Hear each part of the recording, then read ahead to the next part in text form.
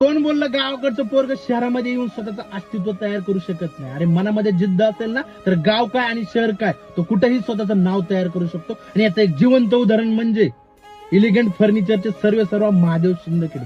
मित्रांनो, या महादेव बद्दल सांगायचं झालं तर अक्षरशः परिस्थिती अभावी त्याला आपलं गाव सोडावं लागलं होतं शिक्षणासाठी. शिक्षण चालू असतानाच अचानक त्याच्या कुटुंबावर दुःखाचा डोंगर कोसळतो. त्याच्या वडिलांचं निधन होतं.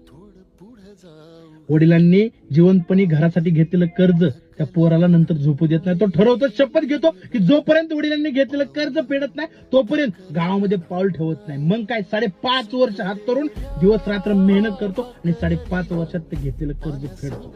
त्यानंतर ठरवतो की वडिलांच्या स्वप्नातील घर आणि प्रत्येकाच्या स्वप्नातील घर बांधणार. तेव्हाच थांबणार आणि तो या व्यवसायामध्ये उडी मारतो. सुरुवातीला अक्षरशः राहत्या घरामध्ये व्यवसायाची सुरुवात करतो. रस्त्यावर उभं राहून हा स्वतःचा व्यवसाय चालू ठेवतो.